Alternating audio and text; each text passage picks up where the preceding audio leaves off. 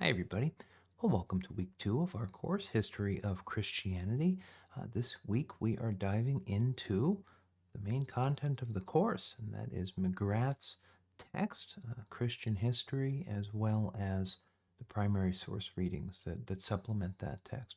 What I'm going to do in this video is walk through some main points made by McGrath this week in his text. Our theme will be the early church, so those early centuries of Christian history, of the history of Christianity. And then in a second, shorter video, I'll have a few comments on the primary sources for this week, just to give you a little context for those. When we meet, then, we will be able to discuss both of these texts from McGrath and from the primary sources. All right. So I'll put these slides up on e-learning. I've included here on our first slide a map of the region that we're talking about. Really, everything that we're talking about this week it takes place in the Middle East or in what is now Turkey, called Asia Minor, or in southern Europe, especially Greece and the Italian peninsula. So you can take a look at this map a little more closely on the slides if you would like to, but we will be referring to a lot of the locations, and a number of the locations on this map. So we're looking at a few sections of McGrath's text, and as you will have seen, it's pretty carefully organized, and there are subsections of subsections and such things as that. The first one, 1.1 here, is setting the context. The context is the context for the whole book, for the history of Christianity.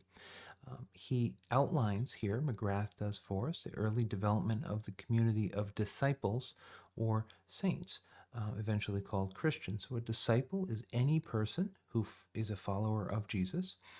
An apostle is a person chosen or sent by Christ to do some specific thing, to undertake some specific mission. A saint refers to a person who is in heaven, a person who is with God after their death, in whatever way that is understood. The Catholic Church and other churches declare people to be saints. They canonize them as saints. That does not put them into heaven. It simply is an official declaration by the leaders of the church that they are reliably can be believed to be with God in heaven. The Apostolic Age refers to the age when the people chosen by Jesus during his life were still living. And that's roughly the period from his death in 33 up to about 100. So the people who Jesus actually chose and their immediate successors. After that comes what is called the patristic period. That's from the Greek word pater, meaning father. And this extends from roughly the year 100 to the year 451, with the end of the Roman Empire. The individuals who define this period with their writing and ideas are known as the fathers of the church. So you may have heard that term before. And we'll be talking about all of this as well as the roots of Christianity in Judaism. And we can start with that. Christianity emerges directly out of Judaism. It is, in the earliest decades, indistinguishable almost from Judaism. Jewish tradition had, for centuries, expected the coming of a Messiah, Mashiach in Hebrew, the anointed one. When a knight is anointed, for example, on the forehead with oil, right?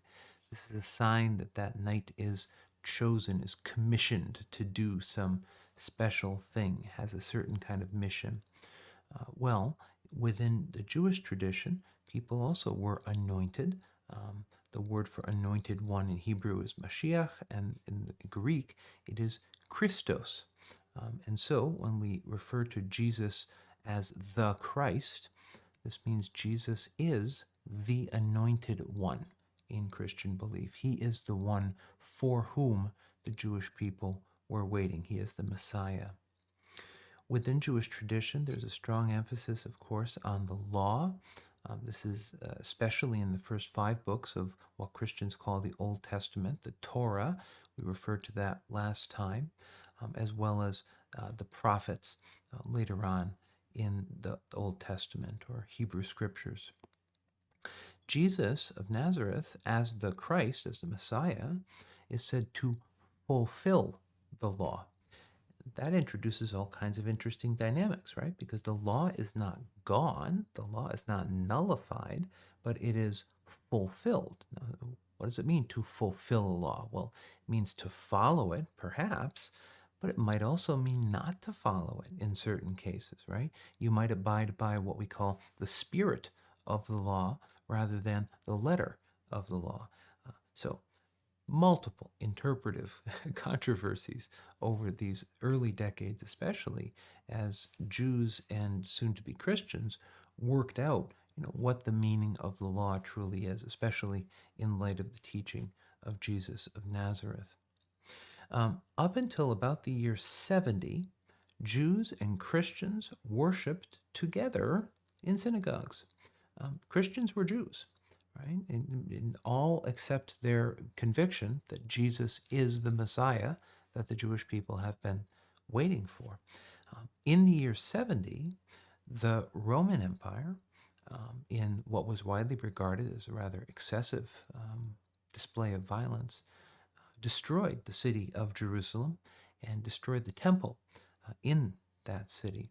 This was an epochal event, a major event in Jewish history, and it led to a split between Jewish Jews and Christian Jews, right? And soon Christians in that second century, soon after this, came to be known as Christians. It was only after the destruction of the temple that this break happened. The big question after that, as Christianity grew outside of what is now Israel, was will Christianity be recognized as a religion in its own right by the Roman Empire? Will it be a religio licita, a legal religion? If it's not part of Judaism, well, then what is it? Is it a cult? Is it a social, political movement, right? This is the kind of question that was worked out at this time. We saw this table last time, so just to review, remember the Old Testament, what Christians call the Old Testament, has 46 books divided into those 4 sections, whereas the New Testament has 27, including the 4 Gospels. So all of our knowledge of this period, much of our knowledge of this period, is rooted in these books. And these are the apostles. And so we have here Jesus in the center. And I will not read all of their names. We have the 12 apostles. Whoever made this lovely image, put John parentheses not Mary. That's Mary. That should have 1 R. Mary is the name of the mother of Jesus, and she is herself subject to extensive practice of devotion, especially in Catholic Christianity. But that is the Apostle John there, not his mother Mary. And this depicts the event known as the Last Supper, which is when Jesus gathered his 12 apostles prior to his arrest and then death by crucifixion for a meal. And this is the basis of what comes to be called the Eucharist, or the bread and wine that is featured as part of a Christian worship service. So Jesus lives, Jesus dies. For Christians, Jesus rises again. What happens then? Well, the story is told in the book of Acts, especially, but the central figure in this early period of Christian development is, as we have already mentioned last time, Paul, or Saul of Tarsus. He was born as Saul, and at the time of his conversion, took the name Paul. He was the main driver of spreading this Christian faith outside of Jewish communities into what was called the Gentile world. A Gentile is a person who is not Jewish. So everyone in the world who is not Jewish is a Gentile. McGrath writes, Paul declared that the God who was made known through Jesus of Nazareth was the same God who had created the world and humanity. Jesus was thus larger than life in a certain way, larger than his particular historical life, extending from around the year 0 to around the year 33, right? He came to be identified, as mentioned in this last point, with the idea of the logos. The term logos in Greek means word. It's also described here by McGrath as the fundamental rational principle of the universe. The philosopher Plato had made much of this notion of the logos. The idea of logos continues to figure into our names of disciplines. So biology, for example, bios logos. It is the logos, or the rational principle of bios, of life, right? Sociology.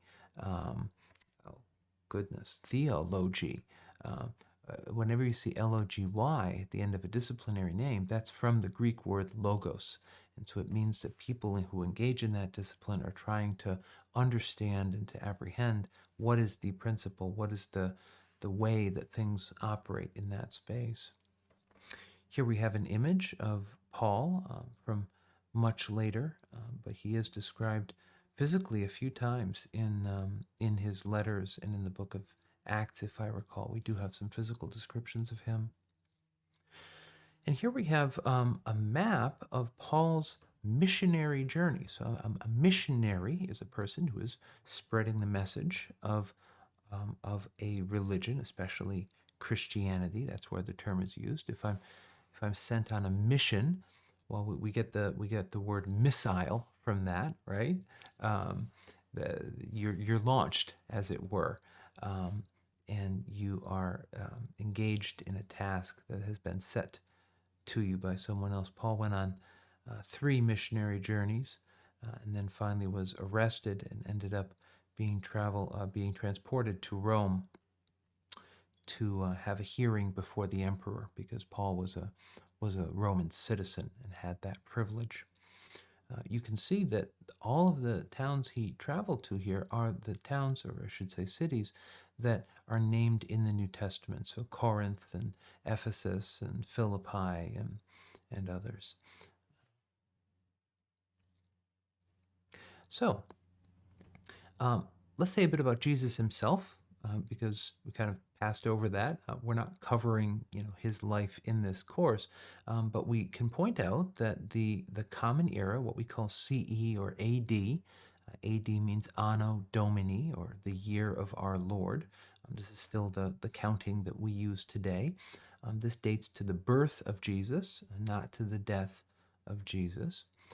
His life is told in these 4 gospel accounts that we discussed last time. Each one has its own audience and identity and concerns.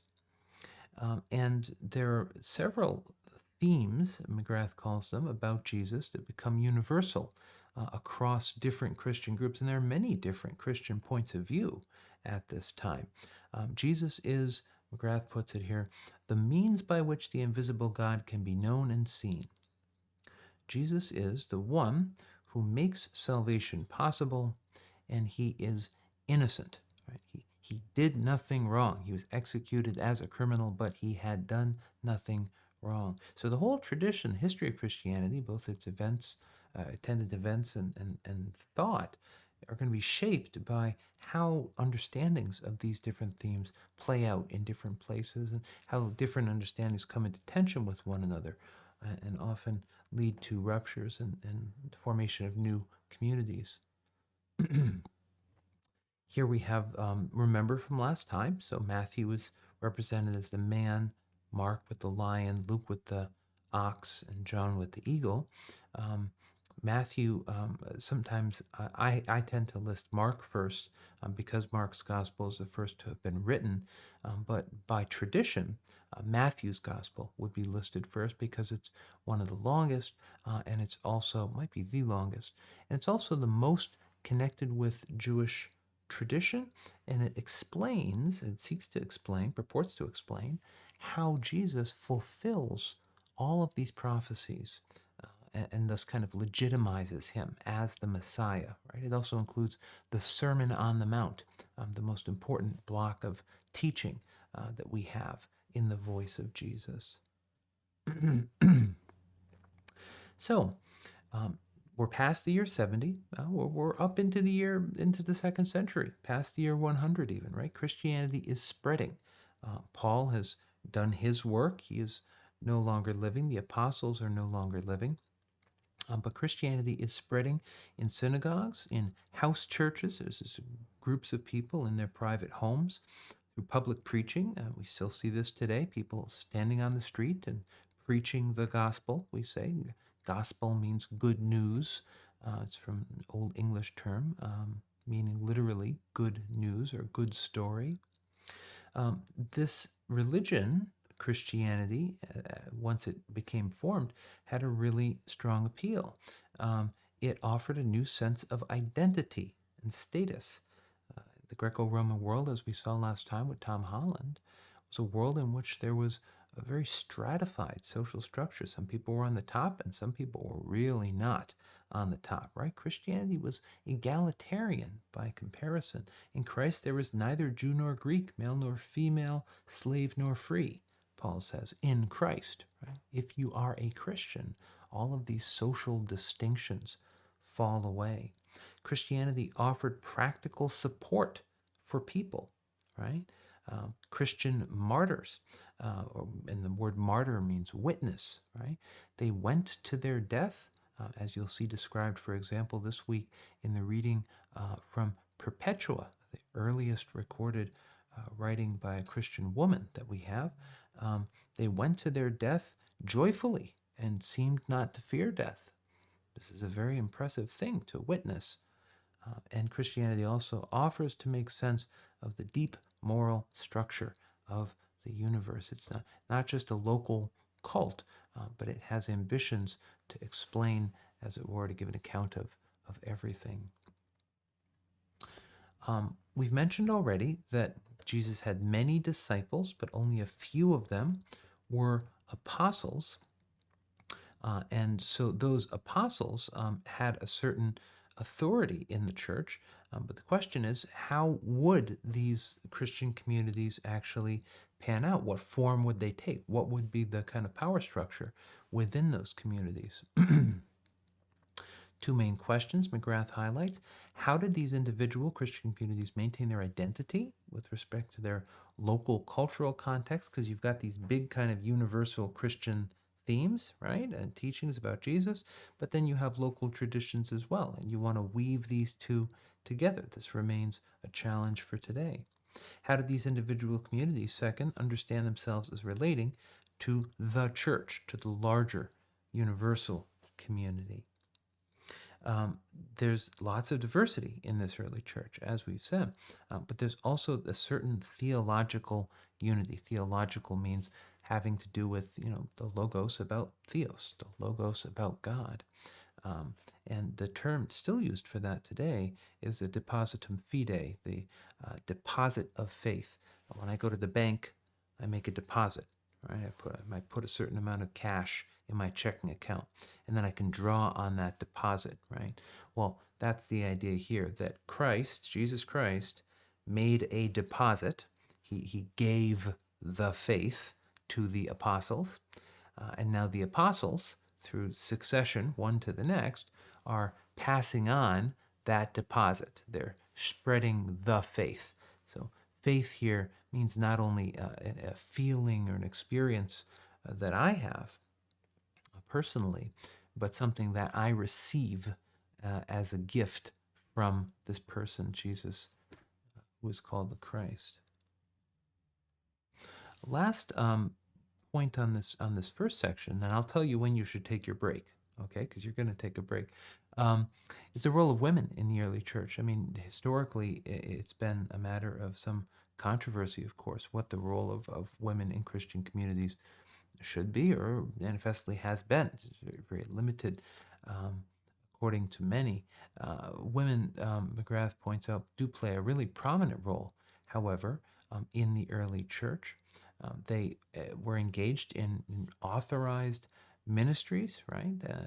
And the church itself taught that these barriers between men and women, as important they may have been in society, may still be in some ways, um, should not carry into the life of the church as the Christian community, the assembly, the ecclesia of, of Christians, right? Relations between men and women should be equal within the church. And in these early centuries, we do have evidence that this was much closer to the case than it sometimes is in Christian communities today. Um, this was a theme that we mentioned earlier, but this plays out importantly in some of the details on this slide, and I invite you to pause and to read this slide. Um, Christianity and Judaism were often in tension with one another, um, largely because of the work of people like Marcion of Sinope here.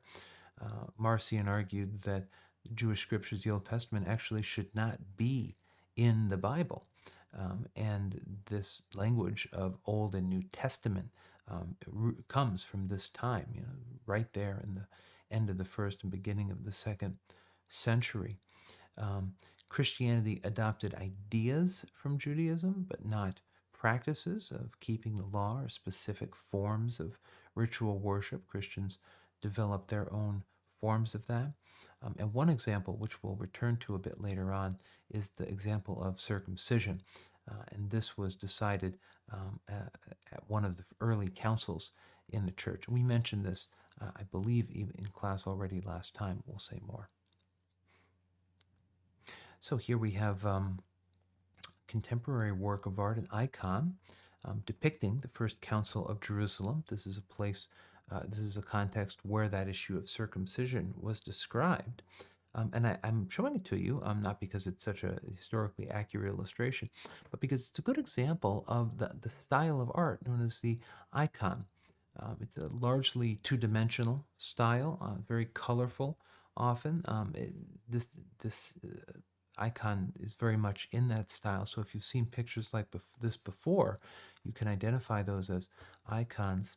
The idea of an icon is that when you see that picture, you, by contemplating it, meditating upon it, praying with it, before it, you can enter more deeply into the reality that is depicted in that picture. So the important thing is not the icon itself, but what you can be connected with, as it were, through the icon. Another icon here of Ignatius of Antioch, a figure discussed by McGrath in his text, who was martyred, who died as a martyr, a person who died because of his or her faith. He was eaten by lions. All right, so if you want to take a break, this is a good moment to do it. I will not take a break. I will press through, but we're going to move on to our second section here, which is the discussion of the Roman Empire, and then we'll touch a bit on the Greek world, because the Roman and Greek worlds were very important in the formation of early Christianity. In order to understand Christianity, you really have to understand how it fit or didn't fit initially into the Roman Empire, and that is what we will discuss here. Here we have a map depicting roughly the extent of the Roman Empire as of the year 117. The year, the dark red colors are lands, unequivocally within the empire's control. The first emperor, properly speaking, of the Roman Empire was Caesar Augustus. Prior to that, it was a republic. Emperors could be voted a state divinity So there was a lot of interplay here between, at this exact time that Jesus was living, between is the emperor a human being? Is the emperor a god? Is the emperor divine? Right? And the Senate could actually vote and say, yep, that emperor was divine, right? You can now make offerings to that emperor. You can now worship that emperor. There can and should be a cult of that emperor. Um, the infrastructure of the Roman Empire uh, enabled Christian ideas to spread very quickly across the empire. And this made a big practical difference in these early years. We won't, of course, be talking about all these individuals, but these are the Roman emperors in the first two centuries of Christian history, just before, in the person here of Julius Caesar, but then you have Augustus, Tiberius, Caligula, Claudius, Nero. These are all emperors that played an important role in what we now think of as Christian history. Just some images that I found that I thought were really interesting. It seems that an artist has, using some of the sculptures we have, created representations of what these individuals might actually have looked like. So here we have Caesar Augustus, who would have been emperor at the time Jesus was himself living. And here we have Trajan, an important emperor later in that century, into the second century. And here we have Trajan's market. So Trajan was responsible for a lot of infrastructure projects in the city of Rome that created public spaces where the ideas of Christianity spread, among many other things. There was a distinction within Rome between the state cult, so giving offerings to the emperor as a god, and private beliefs. And there were plenty of private beliefs. And for the Roman Empire, they were very pragmatic people. They said, fine, believe what you want, right? You want to worship this god or that god, fine. Just also make sure to make offerings to the emperor or to the gods of the Roman pantheon. Uh, the problem for Christians is that they refuse to do that. If they had kept their faith as a private matter and continued to obey the commands of the Roman state to make offerings, they wouldn't have had a problem. But they were unable to do this. There were many private cults and traditions that developed at this time. This is an image of the god Mithras, one of the Roman gods, slaying a sacred bull. The message of Christianity, as we saw even last time already with Tom Holland, was very different from this. Christ was not a dominant, violent figure. He was, if anything, a weak servant figure. This is one reason why Christianity was seen by the Romans as a really perverse kind of cult, a really backward superstition that needed to be rooted out. And you see that in the letter between Pliny and the Emperor Trajan that is assigned as one of the primary readings this week.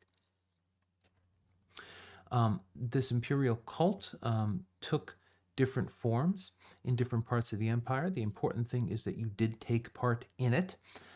And if you didn't, you were considered an atheist. So oddly, Christians, the problem of Christians is they were called atheists because they refused to honor the gods recognized by the Roman state and claimed to have belief in the only true God. So this was considered unacceptable by the political authorities. And in that letter I just mentioned between Pliny and Trajan, you can read and we can discuss in class how that was handled on a practical basis.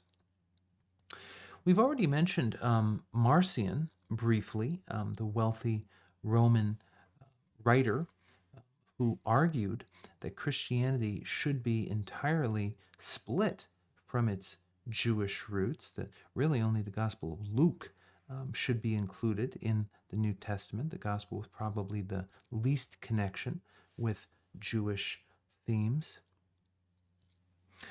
And we'll learn a little bit more about Marcion here.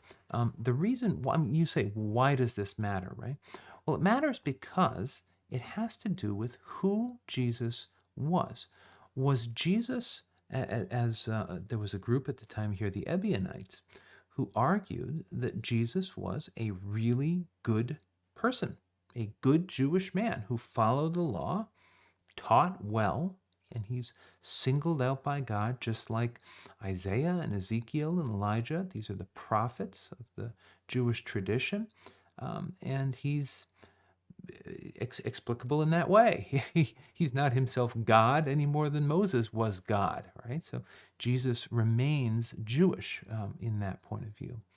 Marcion, however, wants to take a view of Jesus that's very different, that sees Jesus as fully God, and even so much so that he's just a God pretending to be human. He was not really a human being. He was masquerading as a human being. He was not really Jewish, right? This Jesus is cosmic.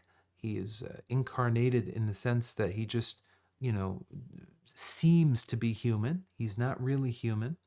And the God of this Jesus, the God of love, Marcion argued, is literally a different God than the God of the Old Testament. And this is something one often hears still today, right? Oh, the God of the Old Testament is wrathful and angry, but the God of the New Testament is loving, right?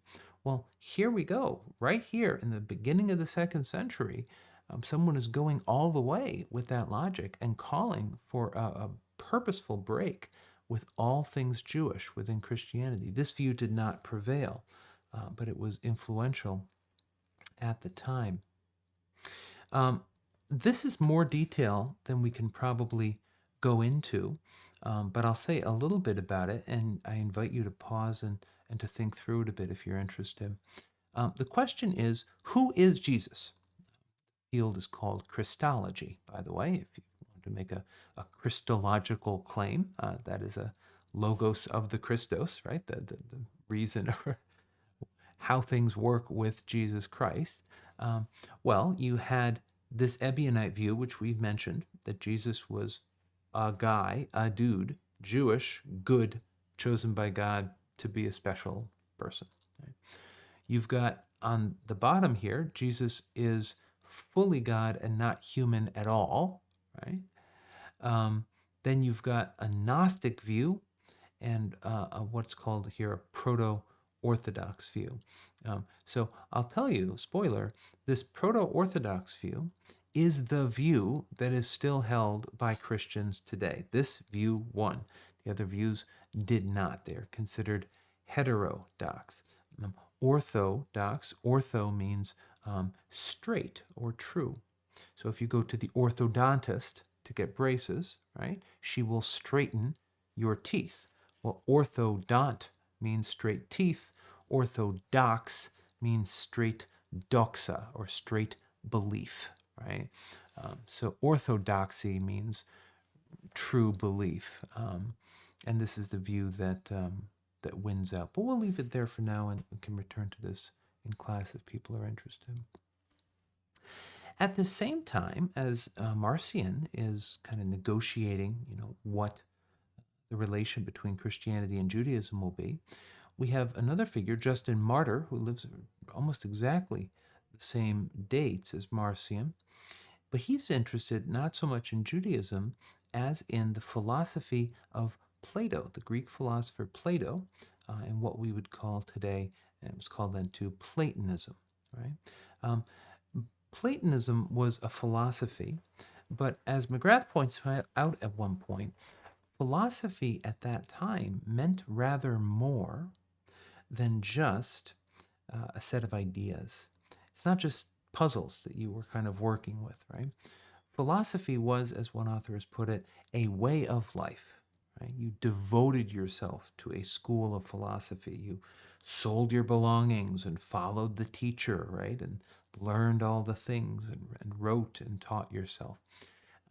So for Justin to say that Christianity is a philosophy is a big deal, right? Because he's saying it's not a religion actually. It has religious elements, just like other philosophies at the time did, but it's primarily an account of reality. Right? It tells us what is true, and it supersedes, it replaces all previous philosophies. It fulfills them, it consummates them. Right? It's a very controversial view at that time. For Justin, though, Christianity took all of this previous work in philosophy, Socrates, Plato, Aristotle, the pre-Socratics, Protagoras, all these figures, and as it were, gathered them up and completed them and made the truth that they taught accessible to all.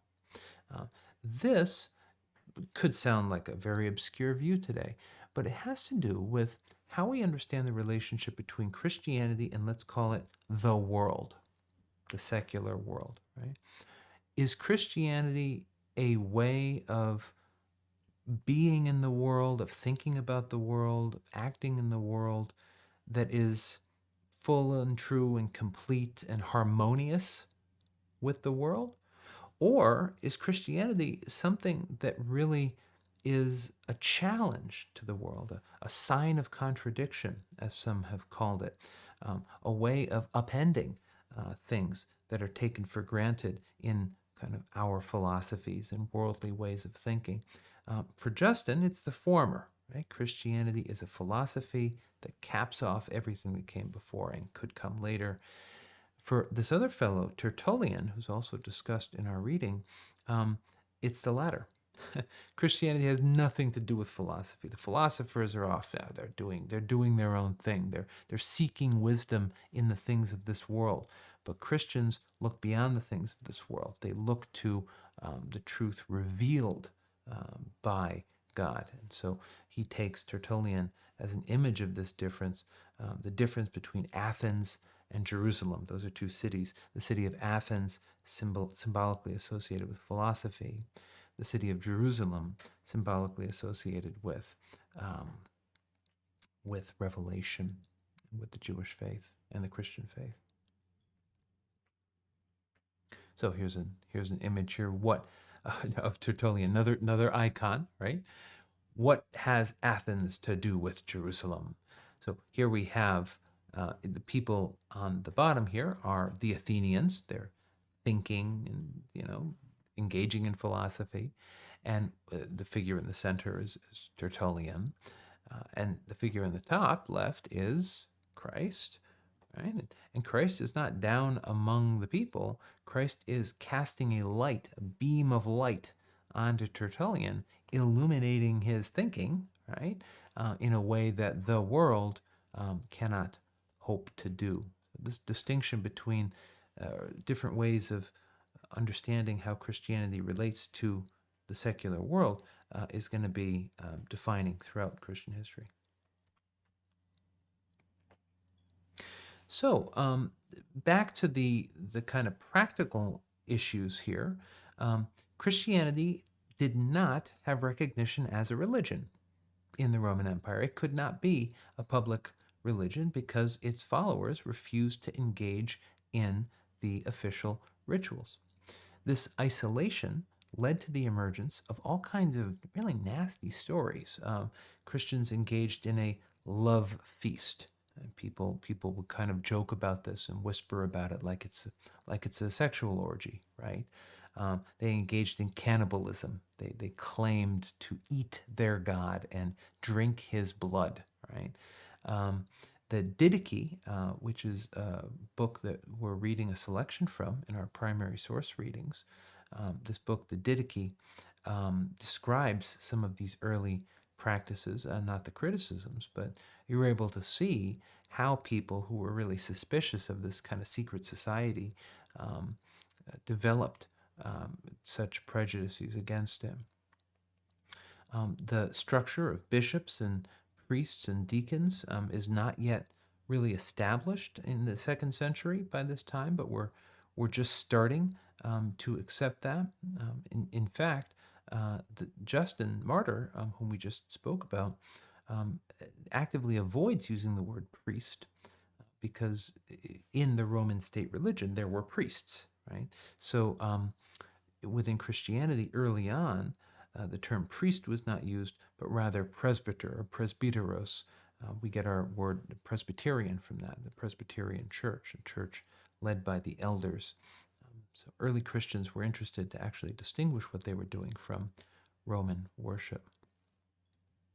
Here's an image of a so-called love feast. By a love feast, we simply mean the Eucharist. We're talking about the bread and wine, people, right? So people gather, they eat the bread and wine together, and they kiss each other. There's a certain kiss that's referred to, but this takes on a larger-than-life status in the minds of some of their fellow citizens. These images are of catacombs under the streets of Rome. Because Christianity was not a legal religion, because it had to hide, the Christians would literally, physically hide in these catacombs, these underground passageways. And for many decades, this is where Christianity was primarily practiced, Christianity of the catacombs. Within these places, there were often quite ornate decorations created on the walls. In this place, it seems, would have been a place where perhaps the Eucharist was celebrated, this love feast that we just referred to. Time for another break. One more go of it, friends. One more go. We've talked about early Christianity in relation to Judaism. We've talked about Christianity in relation to the Roman Empire. And now we're going to touch on some key features that come from what's called Hellenic or Hellenistic culture, that is from Greek culture. It's been a matter of much debate how much Christianity was influenced by Greek culture. It's universally agreed that it's a lot, right? But how much, in what specific ways did the Jewish elements of Christian faith and the Greek elements of Christian faith come together, right? And how do you trace the roots of each of those, and what difference does it make? The New Testament was written, all of it, in Greek, which was the language of everyday commerce and exchange and business in the time of Jesus. So we'll see here that a number of different power centers develop, and there are some different ways of thinking that foreshadow some of the tensions that we'll see develop later. We started last time with an image of the Roman Empire. Well, here we have an image of the territory controlled by the Empire of Alexander of Macedon, Alexander the Great, so-called. He controls territory all the way to the borders of India and into Egypt.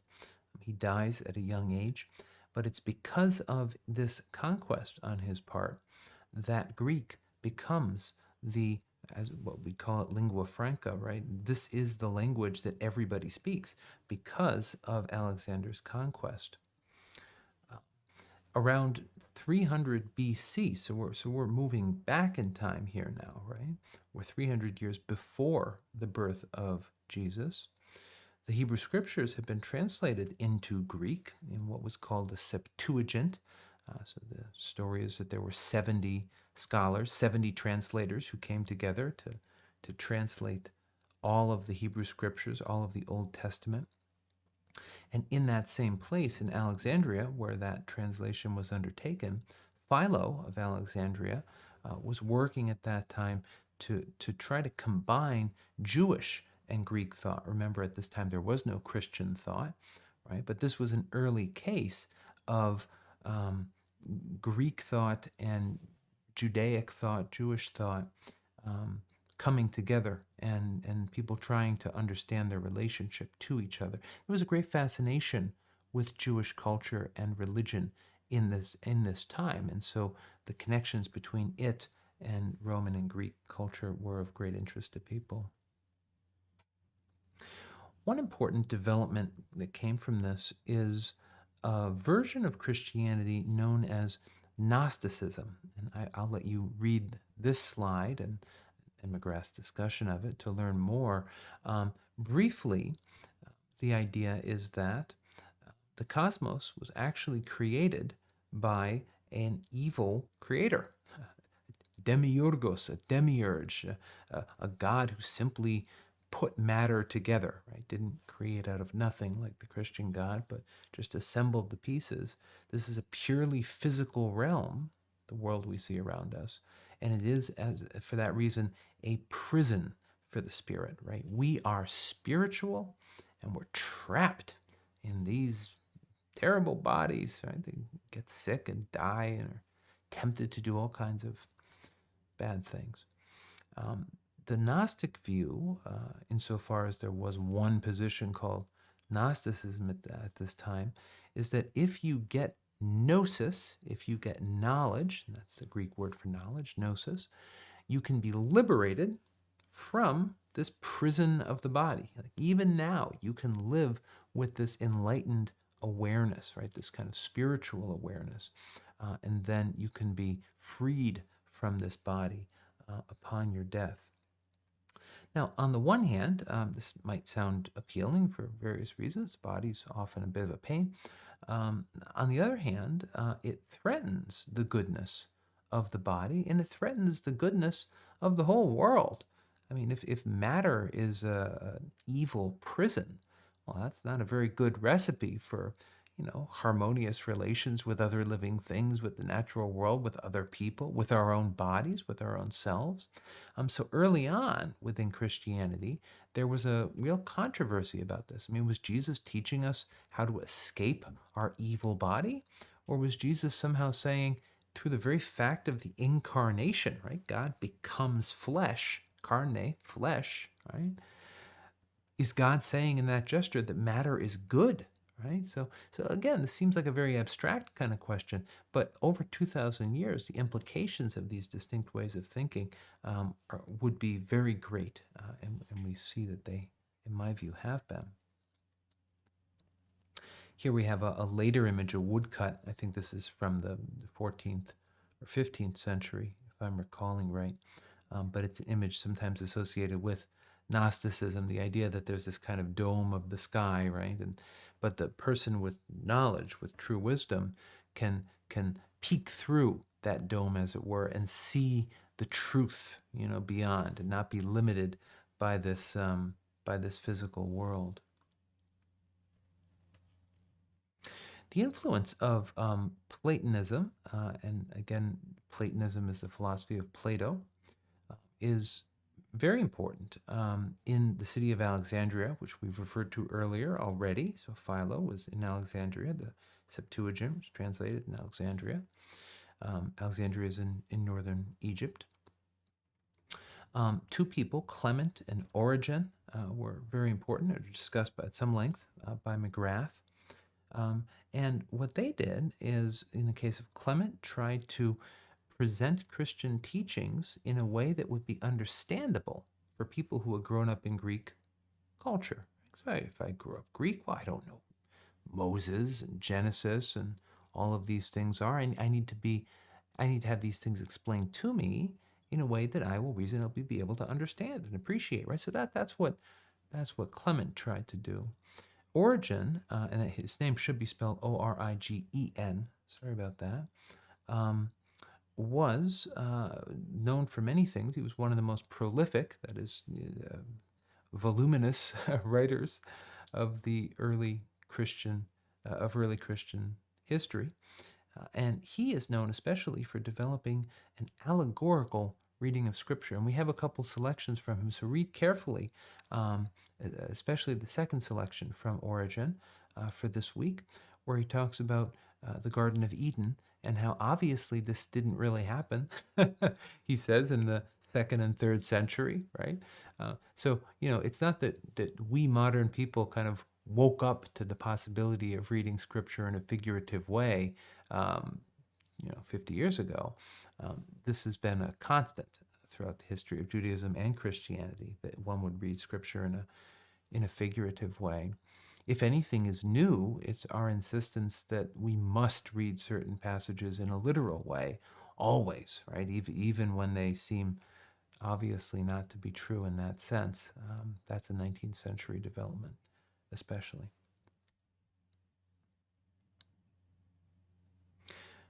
So this is a passage from McGrath that I regard as expressive of his view of these authors. Clement and Origen, picking up in the middle. I'm going to do a drink here, friends. Clement and Origen argued that Jesus was to be understood as the Word incarnate. Jesus was the mediator between God and the creation. Because in Greek culture, people understood the Logos. This was a recognized category, right? And so if you identify Jesus with the Logos, you're well on your way to people understanding what you mean, and you're also well on your way to really enlarging the meaning of Jesus's life and identity and teaching. In our primary source readings for this week, you'll notice that we start off with the prologue of John's Gospel, written probably around the year 100, so almost contemporary with these authors, where Jesus is described as the Logos. Right? In the beginning was the Word, and the Word was with God, and the Word was God, the first verse of John's Gospel. So read that carefully and keep in mind the connection between that and what we see here from Clement and Origen. At the same time, Clement and Origen were working in Alexandria and in succeeding decades and centuries. There were other centers of power and intellectual authority in Christianity, and there turned out to be five, and these came to be known as metropolitan sees. See is another word for a seat or a place of authority for a bishop. The five of these places are Rome, of course. I'll jump around. Jerusalem, of course, right? So you'd expect those two to be on the list. Constantinople, which was regarded as a second Rome, which was founded by Constantine. A bit later on, we'll be getting to Constantine, but it had an equal kind of administrative importance. And then you had Antioch and Alexandria. Now, we've already said a lot about Alexandria, from Philo to Clement to Origen, but we'll say a little bit now about the difference between Alexandria and Antioch, because these were known as kind of the intellectual centers of Christian life. Like, as people were figuring out what the teachings of Christianity should be, what it meant to be a Christian, those are the two places where they most often did it. On this map, you'll see omitted the city of Constantinople, which in the earliest years didn't exist yet. It is over here. I don't know if you can see the. It's over here where Istanbul is now. Istanbul, Constantinople. But you can see there especially the positions of Alexandria and Antioch, which may not have been familiar. And here we have an image of, and I forget exactly where I took this from, kind of the sphere of influence of the ways of thinking associated with these different cities. So Antioch was especially influential and was the Middle East, and Alexandria especially influential in North Africa. A statement of the difference between these two, to read a bit. The Alexandrian school insisted that if human nature is to be deified, it must be united with the divine nature. Deified means to become divine, right? So to ourselves become divine or to become gods in some sense. If human nature is to be deified, it must be united with the divine nature. So God, therefore, has to be united with human nature. Therefore, God became human in order that humanity might become divine. Mystical vision, beautiful picture of our destiny, right? And we're going to join God's life and become part of that inner life of what would later be called the Trinity and so forth. Nice, right? Very grand and different from Antioch. So in Antioch, the emphasis is placed differently. It's placed on obedience and the importance of following God's commands and living in a way that matches with what God wants of us and what Christ wants of us, right? So it's much more of a moral kind of dimension in Antioch, and kind of rigorous or stricter version of Christianity. Our last topic for today will be monasticism. I think we'll come in just about under the hour, not too bad. Um, so a monastery is a place where people go, and we should say where men go. A convent is a place where women go. And Christianity, as we've been seeing in Antioch and Alexandria, Rome, Jerusalem, Constantinople, has been developing in these urban settings, right? Urban settings where people are helped by Christian social organizations. That's where those catacombs are, where people are practicing in secret. Christianity is a religion of the cities. But in the cities, some of the Christians were really put off by some of the things that happened there, right? Immorality and corruption in trade and sexual practices and such things. So there developed a movement, a monastic movement of people leaving the cities and physically going out into the wilderness to be alone or to live in a community separate from the world. If people went and lived entirely by themselves, that was known as eremitic monasticism. The word hermit comes from this. And if people formed a community or a monastery and lived together in common, this was known as cenobitic monasticism. But both of these things developed, and both of these practices continue today. The Dominican order, which founded this college, the Dominican Sisters, I should say, is its own kind of monastic community. This is a lay religious organization, and the sisters live with one another very often in community. So we would describe the Dominican Sisters of Peace as living in a cenobitic community. It's rooted very early on in the history of Christianity. An important figure here is Benedict of Nursia in Monte Cassino, of what is now Italy. He founds this monastery, and we have a selection from Benedict, and so you'll get to read a little bit from him. And the second selection we have here is from Saint Anthony. And we have a little telling of his early life. His parents died. He was left in charge of his sister. He felt called to leave the city. He made arrangements for his sister. He left. And then he struggled. And here we have an image here, the torment of Saint Anthony. He struggled with these demons. Right? Now, again, today we saw this in the Gospel of Mark last time. I mean, you hear about demons. Well, you might feel a bit put off by that, but I think what we can focus on here is the psychological reality suggested by this image of the demonic. Right? Anthony went into the desert and left with himself. It is as if he were wrestling with gluttony, pride, lust, what we today call, for various reasons, the 7 deadly sins, right? Well, that's what these demons represent. That's the psychological reality that they figuratively represent.